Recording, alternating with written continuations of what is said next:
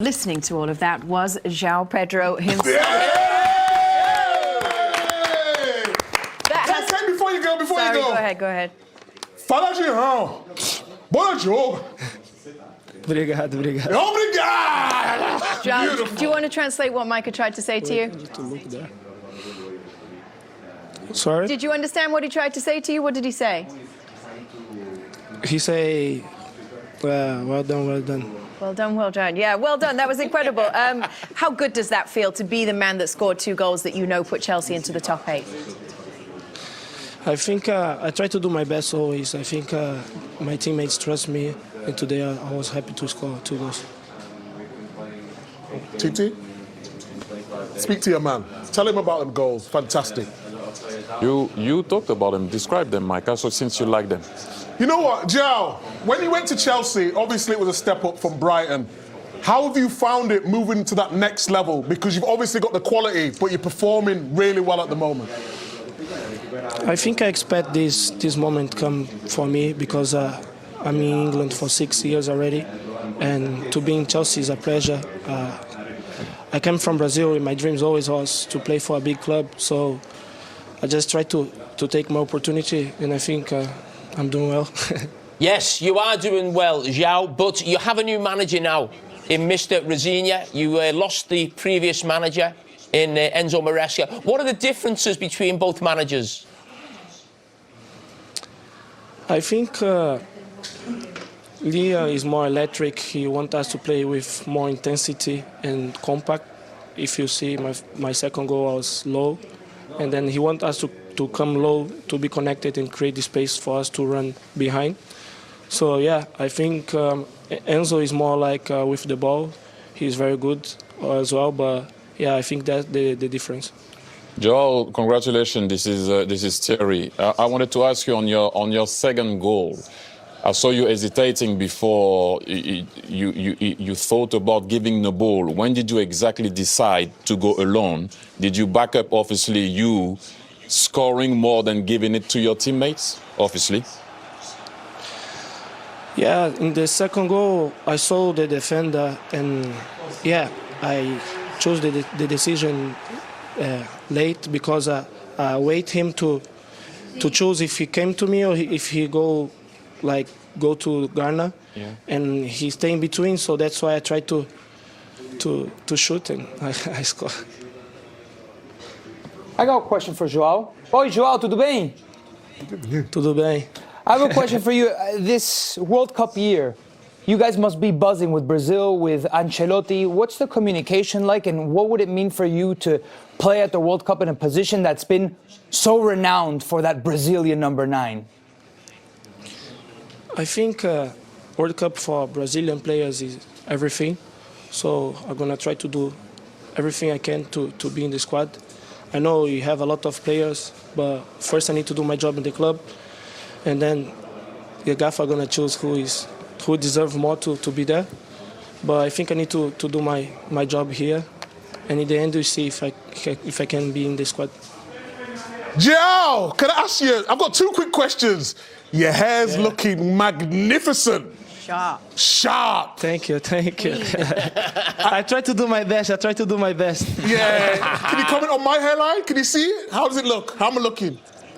Yeah, like I had similar hair before in Brighton when I was growing my hair to do braids. So yeah, I like style. What do you think? I should get braids too? You think braids would suit me? Yeah, I think so. I think gonna suit you. You should try. I'll try. But last but not least, do you know our show? Have you seen the clips on our show before? On Instagram? No. Oh. I never saw. I don't stay too much in the internet, so I try to. I'm gonna search after. Okay, well, you don't. I was going to ask you who's your favorite on the show. Send me on Instagram, please. Okay, I'll send you on Instagram, don't worry. I'll send you my number. We'll talk, don't worry. Okay. Well done, Joao. We appreciate you. Thank you so much. Thank you. Thank you. All right, everybody, we've got a quick... the show! Oh, so what? Come on. What do you mean, so what? Not on social. Portuguese. Oh, my God. Wow. Shook, are we, that somebody doesn't know you? Yeah. Wow. How dare he? Anyways, we're going to go to a break very quickly. We'll be back in just a second. Everybody stay. Only tells part of the story, obviously, with winners and losers elsewhere. Stevie, Ali, obviously, I don't know, Joe and Rory. I mean, at that moment, you thought Benfica were done. Yeah. And for it to happen in that last kick of the game, 7th or 8th minute of 5 minutes of injury time, against Real Madrid, is extraordinary. Yeah. It really is. It really is. And the biggest thing of all, beating Real Madrid, goalkeeper scoring, Rory the Rover stuff, it qualifies them. Exactly. Knocks Marseille out by 1 goal. Yeah. So, the Mourinho factor, the whole thing's remarkable. But it does make it sound like they sneaked through. They battered Real Madrid. Right. Yeah. They shouldn't have needed the goalkeepers to score in the last minute to do that. They were 2 or 3 goals better than Real Madrid tonight. Yeah. I don't think domestically they've been pulling up any trees either. Nope. Jose, he had them in a training ground, living there for a couple of weeks ago, because he was unhappy with them. So it's not gone swimmingly, but it's quite a nice training ground, to be fair. Yeah. But having a manager like him, he can still inspire a performance from. Well, and they could be drawn again in the playoffs. So Real Madrid will play either Benfica again or Bodo Glimt. Yeah. So I hope so. I'd quite like to watch it again. If tonight's any kind of guide, and of course Real Madrid were missing players with the 2 sent off tonight. But what's brilliant is that Jose wouldn't let there be any bad blood. He wouldn't use that at all in the build-up. He'd just, he'd walked under the bridge, wouldn't he? Bodo Glimt's last two victories. Let's not forget that. Yeah. And do you want to go up there in February? That's what I mean. Big coat territory, but even for you, big coat territory. Chelsea went to Naples and did the job, and in the end, in a bit of style, Joao Pedro to the fore. It's a great performance. I said this isn't a Napoli team of 2 years ago where they were blitzing everyone in Serie A, but it's an Antonio Conte team. They've got quality. Liam's still getting his style of play, but the one thing is the character, really. I would have thought a Chelsea team going behind could have got rolled over a few months ago. So he's instilled something in him. He did call it as well before the game, didn't he? He did say we might have to wait till late on if the game's in the balance. Napoli might start taking a few more risks, and then that might be the opportunity to win it. So tactically, he's been spot on, to be fair to him. Fair play. Let's hear from Joao Pedro, scorer of 2 excellent goals tonight. Here he is post-match. Joao, what a night. Congratulations on the victory. How does it feel to score those 2 goals? I'm very happy first for the victory. I think the team did a brilliant game. And my goals, I tried to do my best always to help my teammates, and today I could score 2 brilliant goals. And the important thing is the 3 points. What was the message at half-time? You went in trailing, having initially led in the match. What did the coach say to you?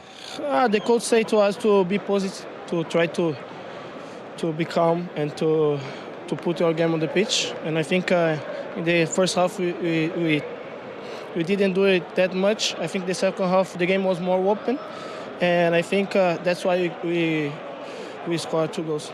And the introduction of Cole Palmer, you seem to have a real understanding with him on the pitch with that pass through for your second goal, Chelsea's third in particular. I think everyone knows Cole. He's a brilliant player, so when he's on the pitch, I think he's always going to do different, because he's a special player, and I'm happy to play with him. And finally, I think we have to wait for all of the matches to be confirmed to make sure that you're definitely in the top 8, but you came here, you needed a win tonight. It is confirmed that you are in the top 8. How does it feel? How excited are you about now going straight through to the round of 16 in the Champions League? I think it's very positive for us, because people have a lot of doubt about us. I think today you show our power, and I think it's very important for us to be already there. So I'm very happy, and now we need to rest, focus on the Premier League. Enjoy the rest of your evening and enjoy some well-earned time off. Thanks, Joao. Joao Pedro with Patrick Kendrick, and we're hoping to hear from Liam Rosenior very shortly, who's going to join the team out in Naples. Just to mark your card, though, from a Chelsea point of view, their round of 16 opponents, potential opponents, one of Monaco, Qarabag, PSG, Newcastle. So, with respect, suggest, you want one at the first tie, don't you? You do. Yeah. But that potentially means, because that, to be fair, obviously for both PSG and Newcastle, it's been quite a disappointing evening to miss out on the top 8. But for both of them, they'd look at Monaco and Qarabag and think they'd be heavy favourites to go through. Yeah. But for Chelsea, you either get PSG, which isn't great, or you get you get an all-Premier League tie. And there might be a few of those because so many have gone through. Let's, as promised, go over to Naples, where Liam Rosenior is waiting to talk to Becky Ives and Karen. Congratulations. This feels like a big win for a number of reasons, but just tell me what you thought of what you saw out there. I thought the character of the players, their resilience in the second half, the reaction to going behind was so positive. All the things I'm asking for. I wanted to go aggressive in the first half. We had win-back moments in their half, but at the same time, the distances were too big. So we corrected it at half-time, and I made personnel changes. Joao Pedro scores a magnificent goal. It's a magnificent performance from him. He's given that to me since I've come to the club. So all in all, just delighted that we're through, delighted it's the first time a team's won here for a very long time. So Those playoff games, No. how much value do you place on that? Massive. That's huge for us to be able to really work with the players on the training ground, because honestly, the schedules meant we've played, we've recovered, we've prepped a game, and then we've gone again. So to actually work with the players on the training pitch and for them to understand what we want to do as a staff with them would be great, and I can run them and get them fitter as well, which would be good. Was it possible to enjoy that tonight? The end of it? Yeah. Nah, you do. You have to enjoy this job. We're the luckiest people in the world to do this job, whether you're a coach or a player, to do something you love and get paid well for it. Yeah, very privileged, and you have to enjoy these moments, but we want more. And we have huge games coming up, starting with West Ham on Saturday. You could potentially have a team like PSG in the... How exciting would that be? You see everything so positive. That's why I said, how excited would you be? You're in the Champions League, so at the end of the day, you have to win this competition, you have to play against the best, and you have to beat the best. So whoever we play, we'll give it our best shot. I'm just delighted that we're through in this manner, and then we focus now on a really big Premier League game, and then a huge game in the League Cup semi-final after that. Absolutely, a brilliant win tonight. Congratulations to you and your squads. Well Thank done. you so much, Well done. Thank you.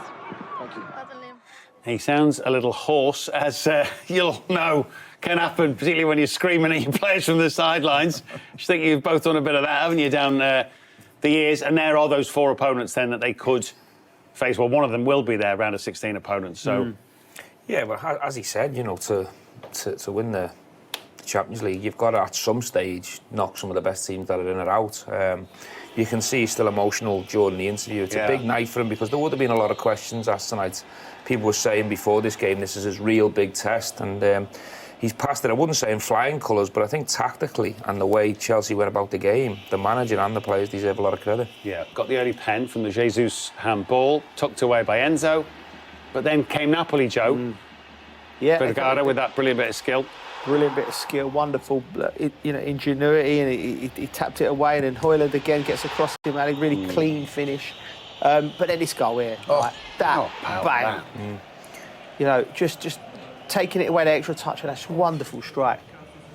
And this one weren't bad either. Just moves his feet, gets out his feet to the right-hand side, defender can't get across, and he goes through his legs, they're underneath him. All he's trying to do is get a wee half yard to get the shot away. I mean, they are injury-ridden, Napoli. We haven't lost at home for 13 months. Yeah, and it's 2-1 down. Yeah. The hostile environment. That's the character and the resilience and the personality that Chelsea showed tonight. So, you know, a lot of teams would have went under at that point. You've been in them hostile atmospheres. It's not easy. So I think I heard in the interview he said he brought Gittins on and then had to take him off because he felt he needed an extra defender. I mean, even those things, they're little important ways that a coach says... I think if you lose the game or you drop points in that scenario, a lot more fingers come your way. But if you get over the line and it's for the sake of the team, managers have got to make big calls. He said the word character 4 times in his interview. Did he? Like, so that's the message. Like, he knows what he's doing, Liam, and I think that's what he was most happy about, his team, the character. And like, interesting, he said, you know, get them, have a week where we can get our ideas into the team and get them a bit fitter and run them. So he hasn't really had time to work with them properly. He's just winning games. Well, a brilliant start, Matt. Fantastic start. But you could tell, listening to the interview there, clearly emotional and so happy, and so he should be. But equally, probably the most important. Before we try and make some sense of that extraordinary story. Heavens to Betsy. Right, Ajax beaten at home by Olympiacos. They're in the playoffs. Ajax can't make it. Arsenal were already top of the tree. They've beaten Karat 3-2 at home. Gyökeres with one of those goals. Sporting 3-2 winners at Athletic Club de Bilbao, and Sporting make the top 8, knocking some big fish out with that big win. Bodo Glimt with a second win after City last week. It's Atleti at home in the Metropolitano this week to make sure of their playoff place. Barca from behind have beaten Copenhagen 4-2 Benfica, as we've just seen, incredibly secure a playoff place with the 4-2 win against Real. Club Brugge knock out Marseille, who drop out altogether after a terrible week for the Zerbi & Co, and they're in the playoffs, the Belgians. Inter beat Dortmund by 2-0. First Di Marco and then Andy Diouf with an important win for the Italians. Spurs, of course, top 8. Thomas Frank smiling from ear to ear, I'm sure, with the 2-0 win in Germany. Leverkusen, too good for Villarreal. Leverkusen in the playoffs. Liverpool, massive win, 6-0 against Karabag to finish very much in the top 8. City, the same story. They've done the job against Galatasaray. Haaland with first of those. No goals Monaco, and Juve, not much to say. Chelsea with the big win at Napoli, 2 for Joao Pedro. Pafos 4-1 winners against Slavia. Excellent night again for the Cypriots. 1-1 in Paris, which doesn't do either side a lot of good. Bayern with Musiala and then a peach from Kane beat PSV. They were already going to finish second. And Union Saint-Gilloise, it doesn't matter a huge amount to either side, but they will make the playoffs with the 1-0 win against Atalanta, who will also now be in that playoff group. So, if we can, we'll try and talk you through this. So Arsenal, 8 wins from 8. Bayern, 21 points from their 8 games played. And Liverpool up to 3rd. Another good campaign in the end in this group phase format for Arne Slot's side. Good night for the Premier League, as you can see, with Liverpool, Tottenham behind Arsenal, of course, Chelsea and Man City all making the top 8. So talk earlier of 3 or maybe 4 Premier League teams automatic qualifiers for the round of 16. Need to be more optimistic, don't we? Newcastle, I'm afraid, miss out. They are, though, in the playoffs with that clutch of big hitters. Real Madrid, Inter, PSG, Newcastle, Juve, Atleti, Atalanta and Leverkusen. They will all be seeded teams, remember, in the playoffs. And then the rest of the teams, from Dortmund all the way down to the heroics of Benfica, they will be in the competition. They will be the unseeded sides in those playoff games next month. And then Marseille down to Kairat Almaty. I'm afraid that's your lot for the Champions League this season. That includes, of course, Napoli beaten tonight at home, Ajax 2 and Athletic Bilbao. They all miss out.